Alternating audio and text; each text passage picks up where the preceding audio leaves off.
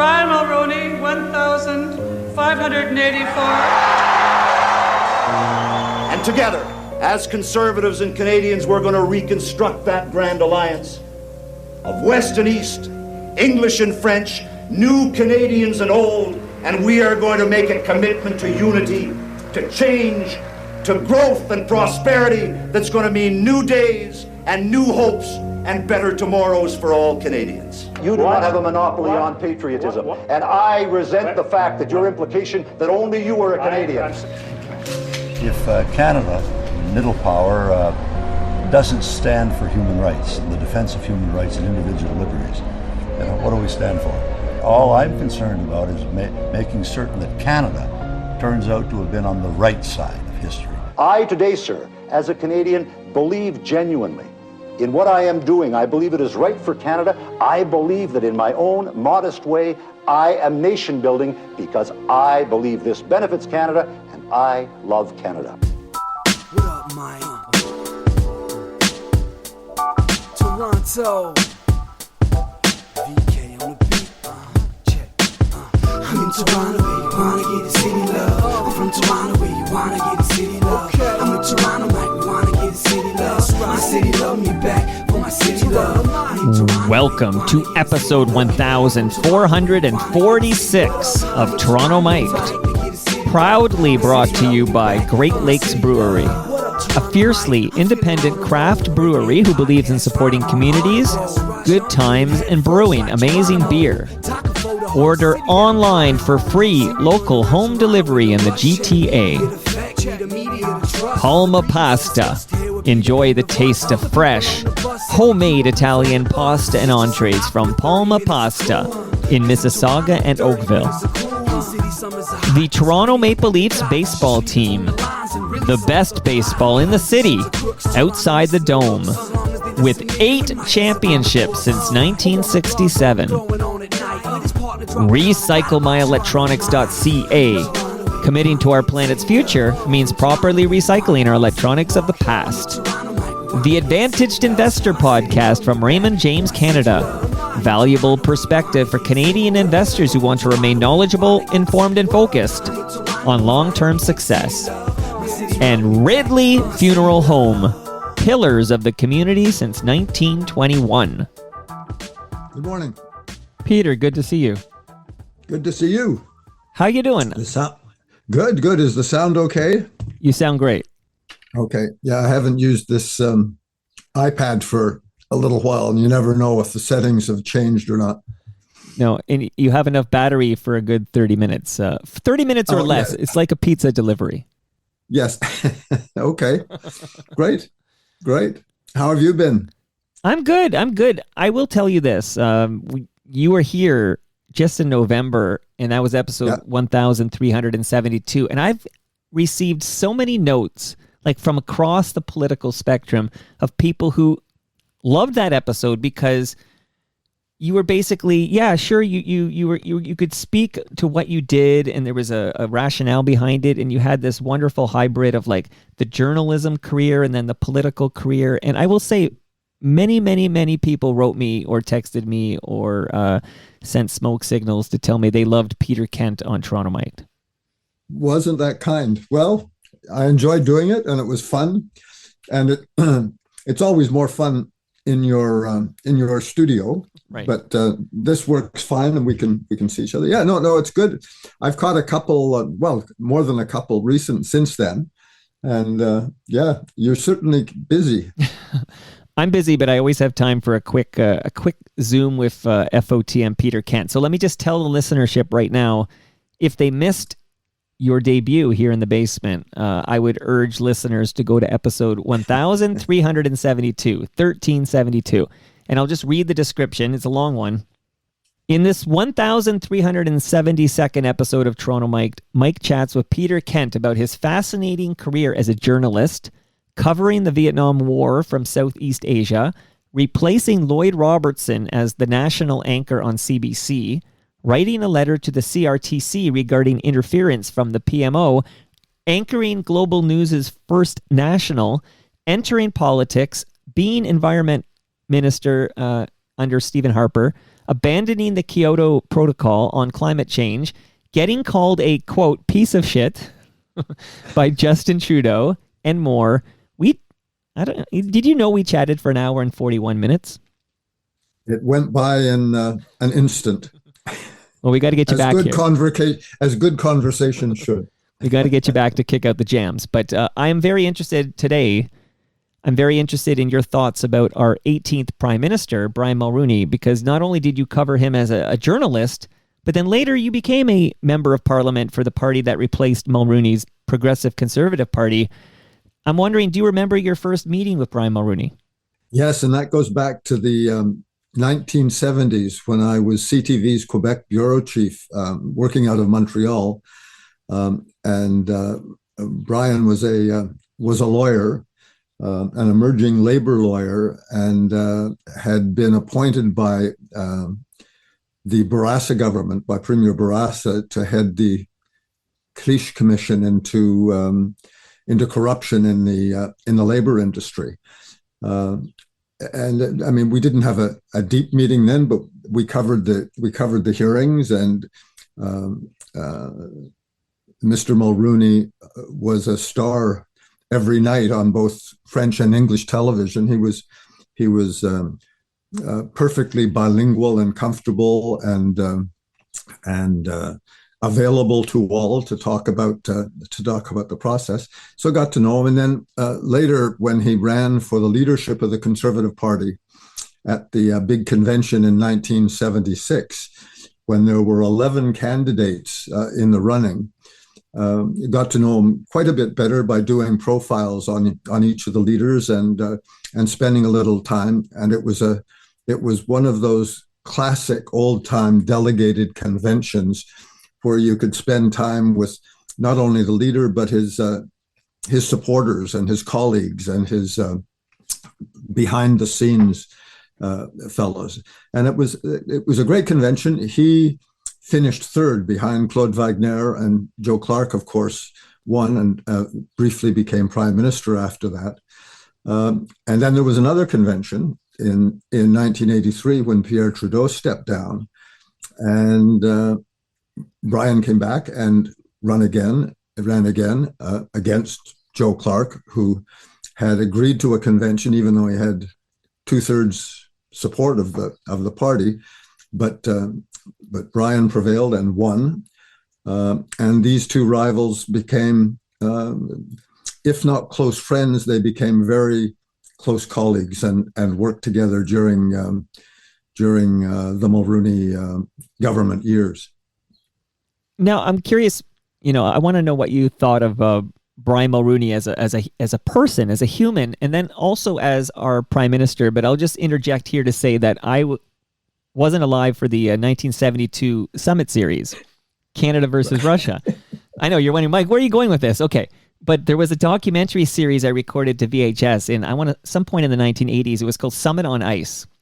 Yep. And I remember I watched it because I was fascinated. Even though I wasn't born, I was fascinated by this series. Just the 8 games. I mean, come on, the drama there. Wow.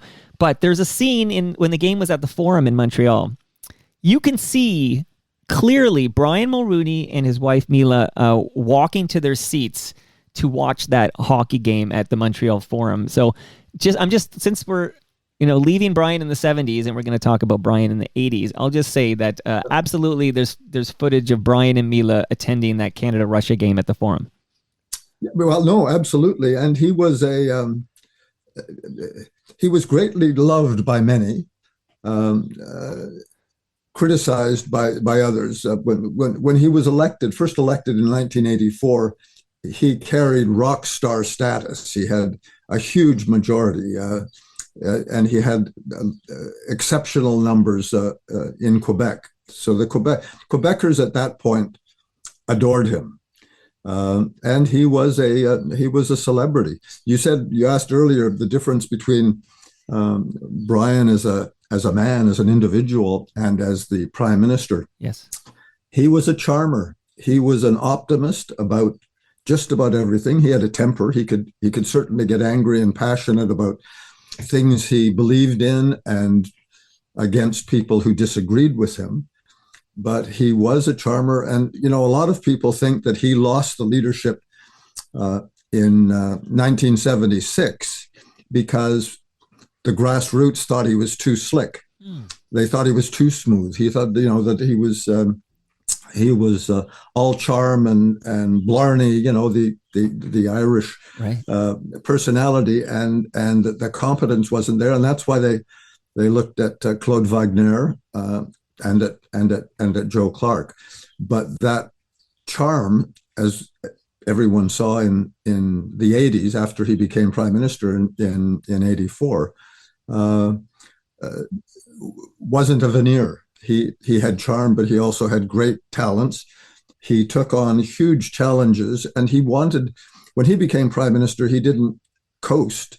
He immediately began shaking things up and delivering on big projects, big changes to Canada domestically and internationally that he had been thinking about and was cultivating all through those years in the 70s as he emerged as a labor lawyer and then an emerging politician. Let's touch, if you don't mind, on some of these, bigger projects. When we look back at, the Brian Mulroney as prime minister, he served as our 18th prime minister from 84 to 93. Yep. I mean, there's so many places I want to go here, but maybe we start with free trade. I mean, you were covering this, of course, as a journalist, but tell me about Brian Mulroney and free trade. Well, first of all, much of Brian's time in government, I was out of the country, right. But I was following it from the United States and from Europe. My last job at CBC's The Journal in 1984, before I returned to NBC in the States, was to do a post-election mini biography of Brian and the family and his background, which was fun. Again, that was a lot of fun after he was elected. But then I was gone, so I observed the free trade debate, the evolution of free trade from the United States, and it was interesting because Brian had the good fortune to be prime minister at the same time that there were two like-minded leaders in the United States, Ronald Reagan, and in Great Britain, in the United Kingdom, Margaret Thatcher. So a lot of what he accomplished internationally, whether it be free trade, which I think is his most important legacy, it changed the economy of Canada. But whether free trade, the anti-apartheid efforts, convincing Mrs. Thatcher that it was time to sanction South Africa for apartheid, acid rain, convincing Ronald Reagan that acid rain needed to be addressed, the Montreal Protocol to get rid of the hydrofluorocarbons that were causing the hole in the ozone layer.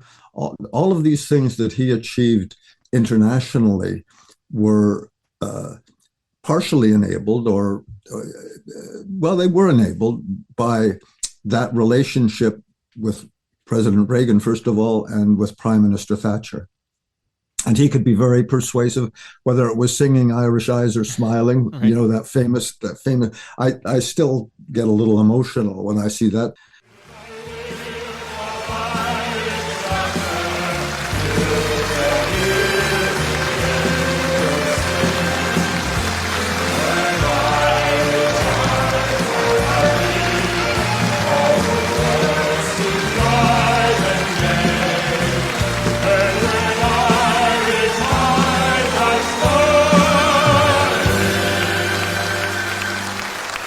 Sure they'd steal your heart away.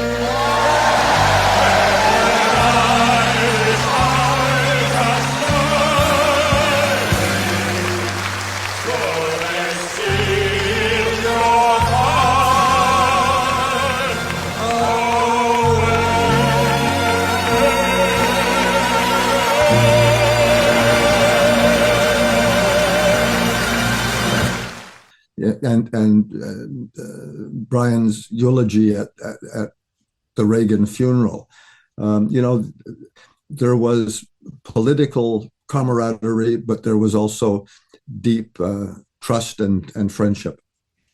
Could we revisit that? You mentioned, Brian Mulroney's fight against South African apartheid. Looking back, now it's like, oh wow, there was a time when Margaret Thatcher needed convincing on this matter. But can you give a little context to the younger listeners as to how important Brian Mulroney's stance was there in the fight against apartheid in South Africa? Well, it was very important, and Margaret Thatcher was not initially prepared to act on South Africa. Great Britain as the head of the Commonwealth, she, I believe, I understand. I mean, I was NBC's chief European correspondent in London at the times, and I went to Downing Street for briefings by her communications guy once a month, and their focus was more on managing the relationship than isolating South Africa, and they were persuaded by Mr. Mulroney, by Brian. And basically, I forget the line. I don't have the quote in my back pocket, but it was something to the effect that Brian said, history will remember your position on this issue. And not long after that, Margaret Thatcher came on side. Well, this speaks to the man's humanity, because I'm trying to understand, Brian Mulroney, the man, and his, as a politician, and this does speak to the man's humanity. Well, no, absolutely. And the same thing on the Middle East.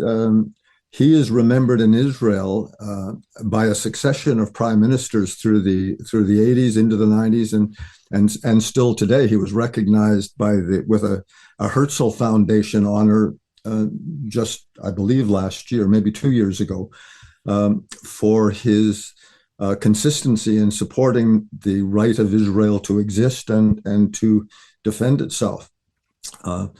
When Joe Clark was his foreign minister, the two of them disagreed. Joe was a little more sympathetic to Yasser Arafat and the Palestinians at the time, and I remember doing a fireside chat with Brian a couple of years ago at a fundraiser for one of his former chiefs of staff, Stanley Hart, and basically he reminded the room that he prevailed over Joe's tendency to want to tilt more towards Yasser Arafat and the Palestinian side. So he was, he had great environmental beliefs. He had great humanitarian views. He had a real feeling for justice, social justice, I believe, and it was interesting to see him take on some fights, unpopular fights, in which he eventually prevailed. Free trade is probably one of the biggest. John Crosby, who ran against him in the leadership in 84, had originally been for free trade, and Brian had been against free trade before his election. And there's another line, again, I'm not very good at accurate quotes, but there's a line that John had been saying in his sort of forceful way, you gotta, it's time to get into the world, to recognize international trade, and to, with our largest trade partner, have a treaty on freer trade. And Brian came back with a line about the Canada and the elephant, and basically said, if the elephant ever rolls over on trade, we're done. But he changed his mind. That wasn't a big issue in the 84 election. They had that disagreement in the leadership. But as we saw, he became a passionate champion of free trade and realized that it was time. And it changed the Canadian economy in any number, as the GST did at the same time. So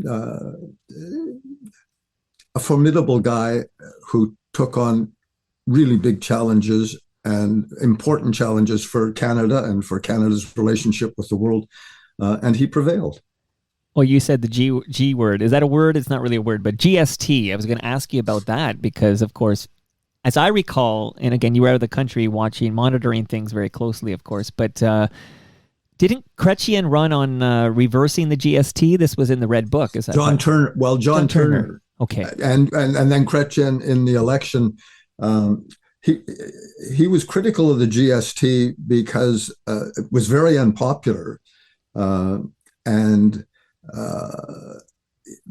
he backed away from eliminating it, and he took full advantage for the early years of the Chrétien government to reap the huge windfall. The GST was actually a larger tax than was necessary to reduce the GST, and it brought in an abundance of tax dollars. So and it helped Jean Chrétien and his finance minister and the government, Paul Martin, yeah. To reduce the deficit.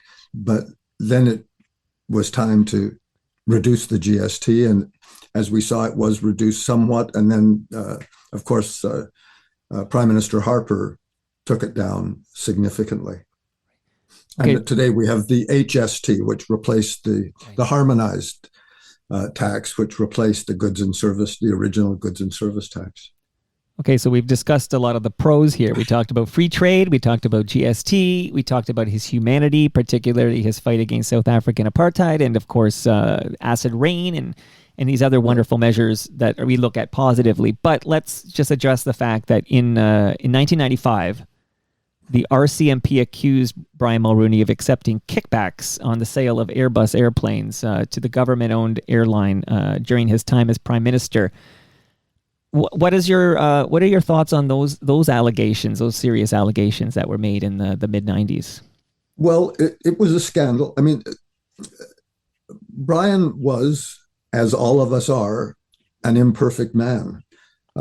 His first term in office from 84 to 88 had, because the Conservatives were coming to power with very little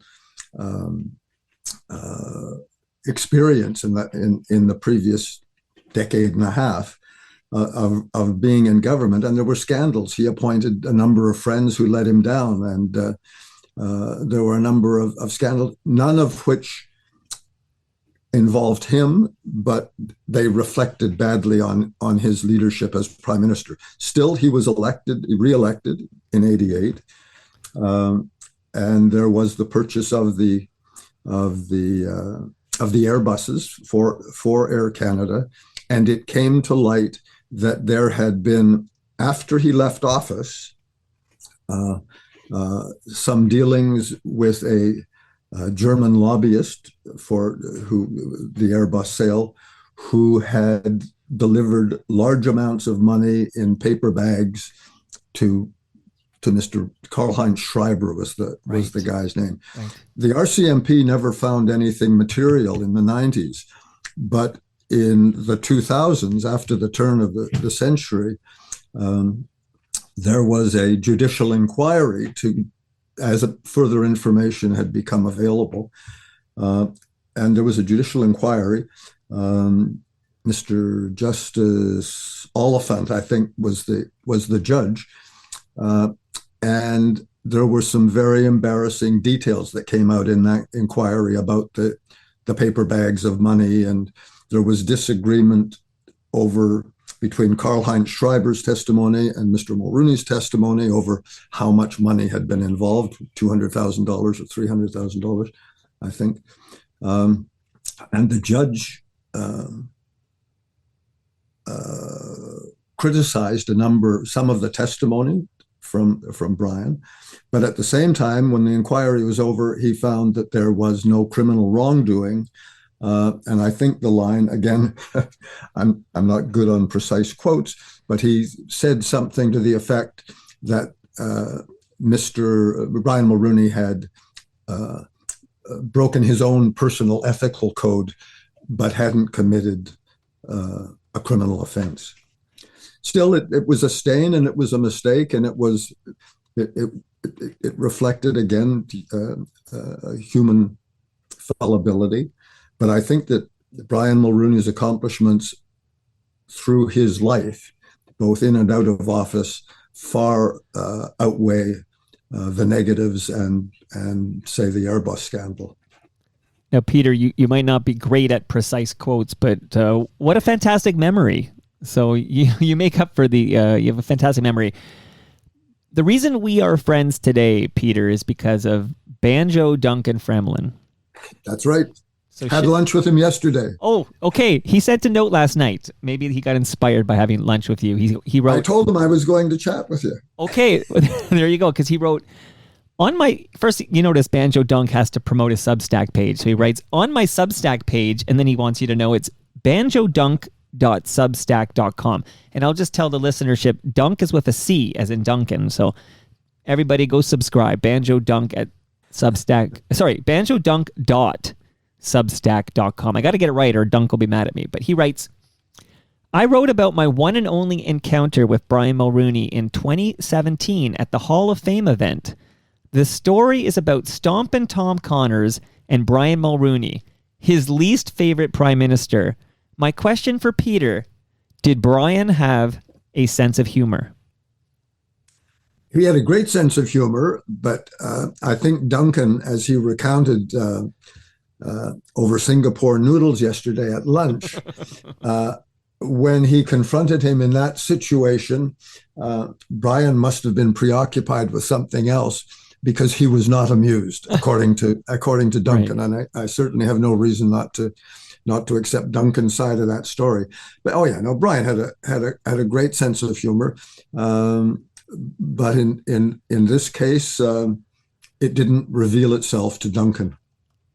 You knew he had a decent sense of humor when he's singing "When Irish Eyes Are Smiling" there with Ronald Reagan. I mean, there's a good clue right there that he can roll with it. Well, and he was self-deprecating in a lot of ways. You know, when I was in government, when I was the junior foreign minister, the Minister for the Americas, I invited him with some criticism from some of my caucus colleagues at the time,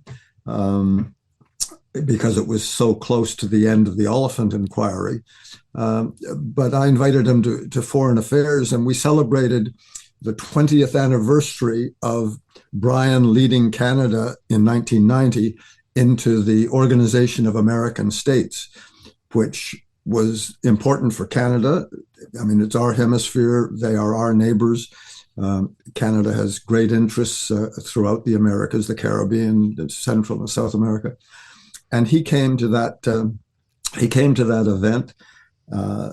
He glad-handed all of the ambassadors who were there. And then he spoke passionately about the importance of the treaty, about belonging to the Organization of American States, and of all the things we need to do to develop the economy and promote democracy in those states, member states that are less than fully democratic. And I mean, he was the star that night. Lawrence Cannon, who was the minister, spoke and was always, as always, was eloquent, and the OAS ministers all spoke, but Brian again stole the show.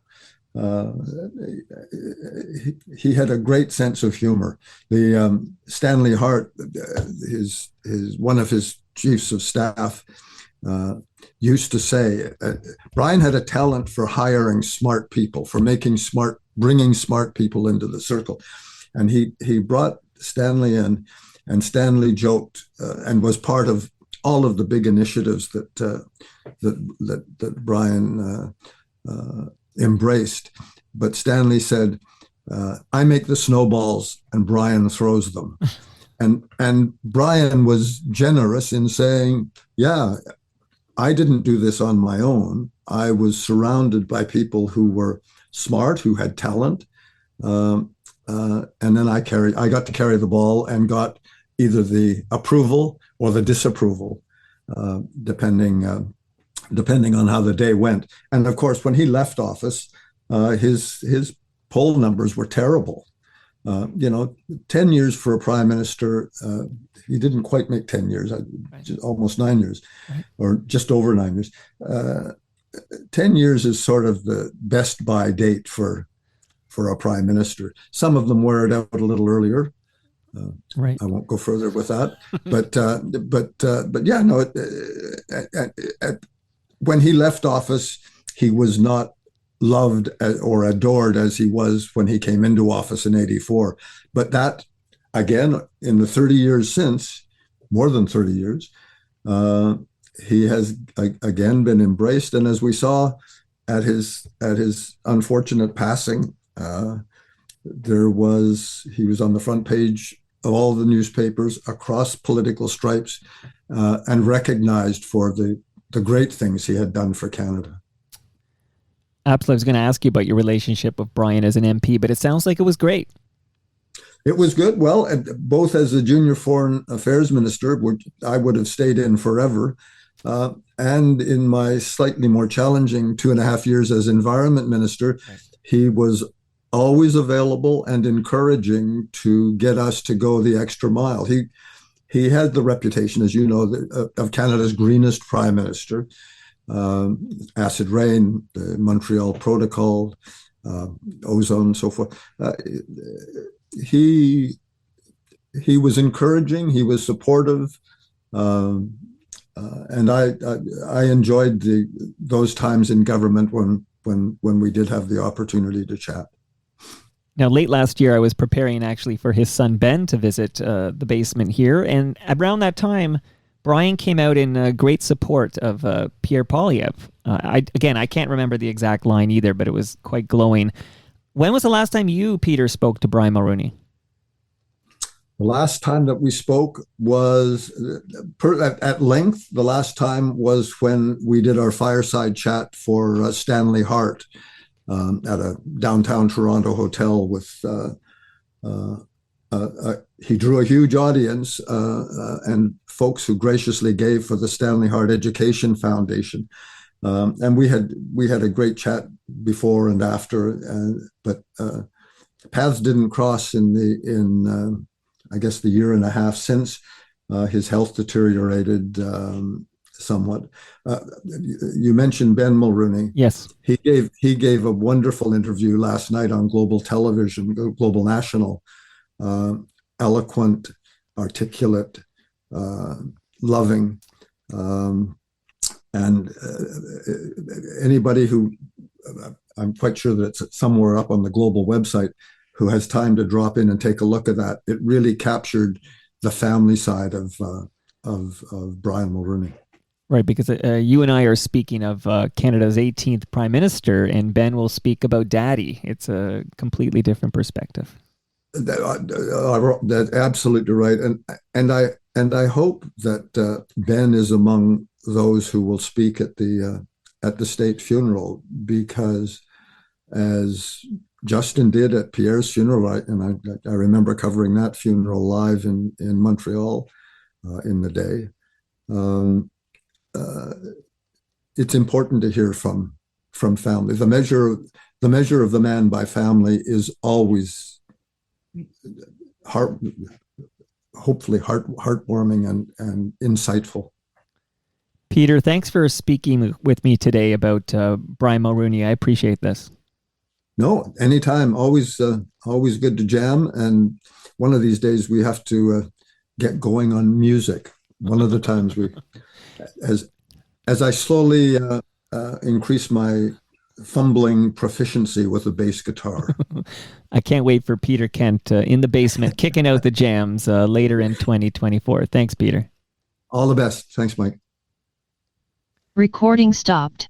All right, my friend, now I need to take a screen cap. So I'm going to count you in, and I'm just going to take basically a screen cap of us on the screen here. Okay, so. Okay. All right, so let me get set up here. Okay.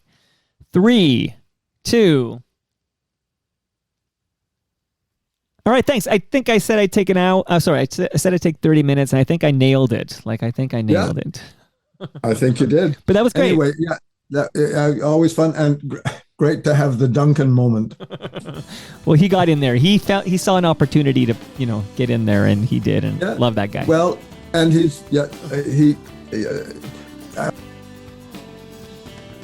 and that brings us to the end of our 1446th show. You can follow me on Twitter or Blue Sky. I'm at Toronto Mike. And much love to all who made this possible. That's Great Lakes Brewery, Palma Pasta, RecycleMyElectronics.ca, Raymond James Canada, and the Toronto Maple Leafs baseball team. And of course, shout out to Ridley Funeral Home. See you all tomorrow when Randy Drusen makes her Toronto Mic'd debut.